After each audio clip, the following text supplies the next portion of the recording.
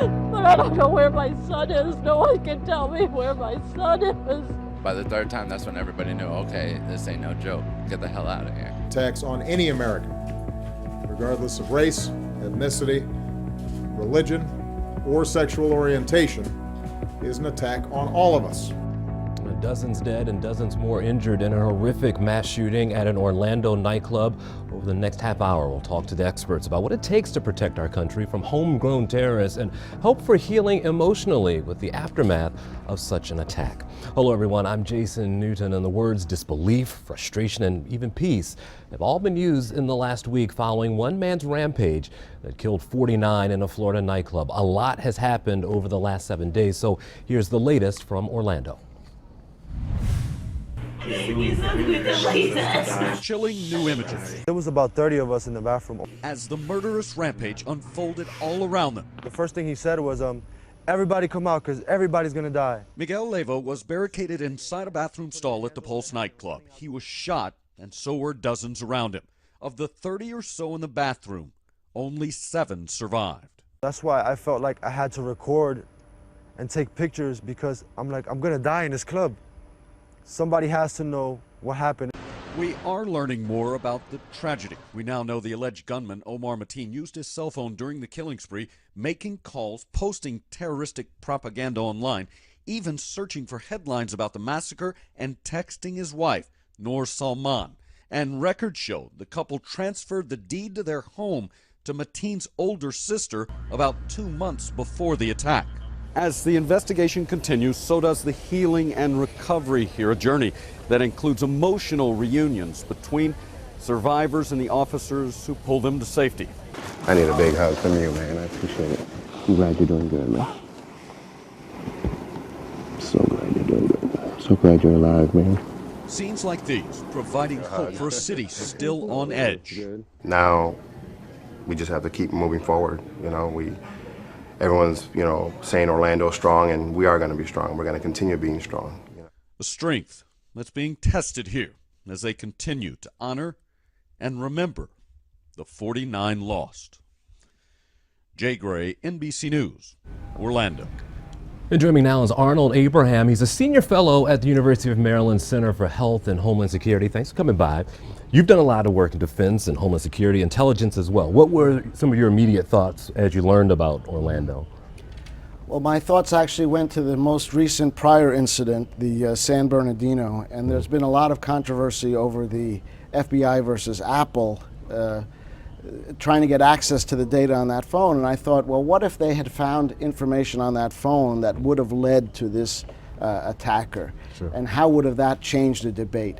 Because we easily forget that we're a nation at war. We've been at war for 15 years now, since 9/11. And these type of horrific incidents are nasty reminders that unfortunately I think are going to come up more often now. You did a lot of work during 9/11, and most of it was focused on sharing information, local, state level, and national as well. How key is that, especially in something like this, that we're able to share back and forth between those agencies, and how tough is it to make that happen? Yes, Jason, this is not a new problem. I mean, this is one of the reasons the Department of Homeland Security was stood up, was in the wake of 9/11, to try and increase the share of information between the national intelligence community and the local law enforcement. There are 10,000 different local law enforcements, municipalities, and they don't have access to the intelligence databases that we have at the national level. So we had to figure out a way to build bridges. And a series of fusion centers were established, and they have one in Florida, a state-level fusion center, that is designed to share that information between the national intel community and the local law enforcement. Without it, do you think we'd be able to progress the way we have, at least in this case? I mean, they've made some headway, at least. Well, they have made some headway, but it's still a very difficult problem, and it's not just a technical problem of sharing the information, there's the analytic problem. Okay. And that's where the lone wolf is particularly difficult, because you don't have the signatures of intelligence that you have normally in an operation that have logistics, the preparations, the communication between members of the cell. So it becomes even more difficult, and it's almost, you're not going to catch everyone, even if you have a perfect system. The idea, you mentioned lone wolf. That just seems to me like it makes the problem even that much harder, and even puts some onus on citizens now to actually not be law enforcement but keep their eyes wide open.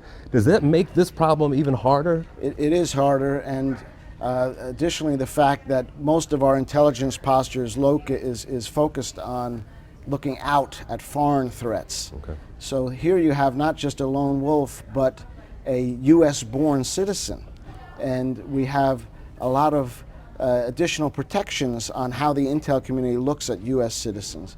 So we really do need a team effort that includes the individual population as well as local law enforcement and the FBI. There are only about 15,000 FBI agents in this country. They can't do the job all by themselves. If not by themselves, how does this evolve? We've got about a minute left. How does all this evolve from this tragedy and we try to prevent the next, do you think? Well, the good thing about our system is that we're always learning and evolving, and we know we're not perfect, but we try to improve after each incident. Sure.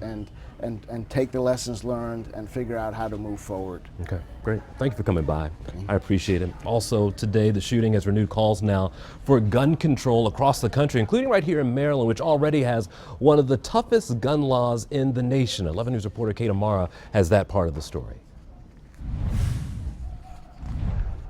We have already taken steps to make sure that someone like the shooter in Florida could not have assembled the type of weapons here within Maryland. On the day after Orlando, Democratic State Senator Richard Madaleno told us he will keep fighting to add teeth to Maryland's gun laws and to close loopholes, even though a package of bills designed to do that failed in session 2016. In this past year, we tried to pass legislation that said if you were a domestic violence abuser, you couldn't retain or obtain a firearm. That measure, in the end, didn't pass. The governor refused to take a position on it. Also happened, he says, to a measure banning firearms on college campuses, and another to make sure people on the TSA's no-fly list can't buy firearms here. And on Capitol Hill, a similar bill is treading water. Democratic Congressman Dutch Ruppersberger says his Republican colleagues won't allow a vote. I mean, that seems to be very simplistic and common sense, but yet we still haven't been able to vote on that. Maybe we'll be able to get that bill passed now. Particularly concerned about lone wolf terrorists, he's also pushing to get the budget passed to better fund intelligence gathering by the FBI and other agencies. And hopefully, the American people will say enough is enough. We're tired of all the rhetoric. But to gun rights advocates like Dan Blasberg, it's about rights, not rhetoric. His group helped to defeat those gun bills in Annapolis this year. None of the measures that were introduced in this legislative session, none of them would have prevented this had this happened in Maryland. None of the firearms measures that have been introduced at the federal level would have prevented this. In this case, evil people are going to do evil things. That's what this boils down to. It's Kate Amara reporting. Now, both Hillary Clinton and Donald Trump wasted little time responding to the Orlando shooting, first online and later on the campaign trail. I will suspend immigration from areas of the world where there is a proven history of terrorism against the United States, Europe, or our allies. If the FBI is watching you for suspected terrorist links, you shouldn't be able to just go buy a gun with no questions asked. Now, the Justice Department will look at new rules banning terror suspects from buying guns. Baltimore's Muslim community joined with the LGBT leaders denouncing the violence in Orlando. The groups joined in solidarity early last week. Both say the massacre will not stop them from working together, and representatives from the Council on American Islamic Relations say the actions of the shooter go against their religion. This kind of attack cannot be inspired by religion, especially not the religion of Islam. Islam is a religion that promotes peace and harmony. Here in Baltimore and across the nation, Muslims are devastated. We're horrified that something like this would be not only that it would happen, that not only would it take place, but also that it would be linked to an individual who shares our faith or who is believed to share our faith. Chowdhury and others say that they hope this tragedy can be used as a catalyst for change.